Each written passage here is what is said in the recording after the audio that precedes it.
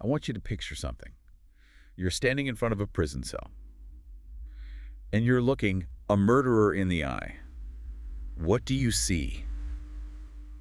I think for most people, the answer is a monster, Yeah. something fundamentally different from us. Right.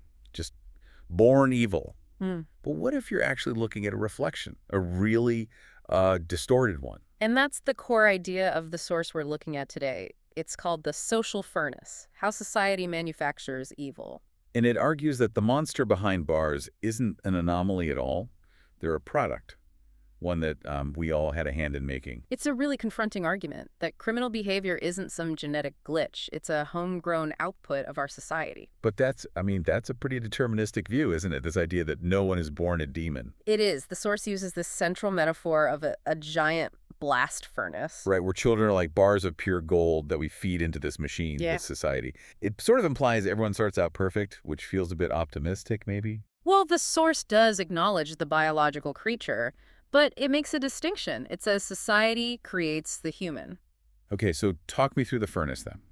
Think of it like this. You have the raw material, the child, but then you have the operating conditions, the temperature of love, the pressure of injustice, and the mold of education.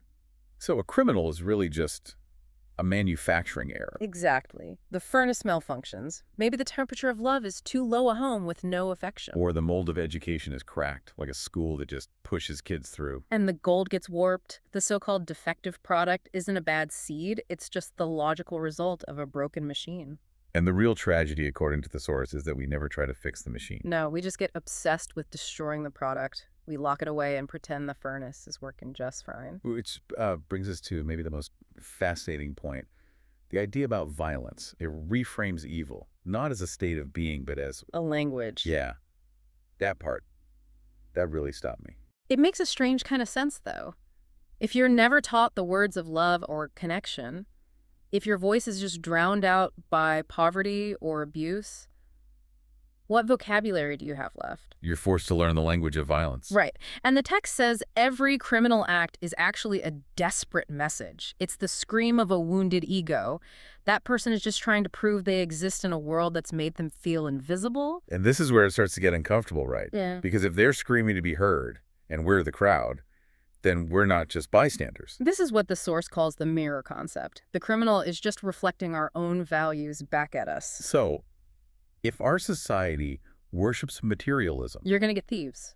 If it worships power without any morality, you'll get tyrants. It's a direct reflection. so labeling someone a born monster is just an easy way out for us. Precisely. It's a defense mechanism. So we don't have to look in the mirror. We don't have to admit that our own indifference, those invisible bricks, helped build the wall that isolated them in the first place. Okay, so if the police and the courts are just treating the symptoms, where does the real war on crime actually happen? It has to happen in our living rooms, in our classrooms. It's about changing the input before it even goes into the furnace. Building social safety nets, valuing empathy in schools, not just grades. Things like that. It's all about fixing the machine, not just punishing the output. The source describes kindness in a really specific way, too.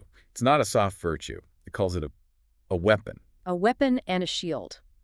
It argues that a single timely act of care can stop those nameless scars from forming. Those little things, neglect, bullying, that eventually rot into something much worse. Kindness stops the rot. It's preventative. It's the maintenance we're supposed to be doing on the furnace all along. So in the end, it's Nate.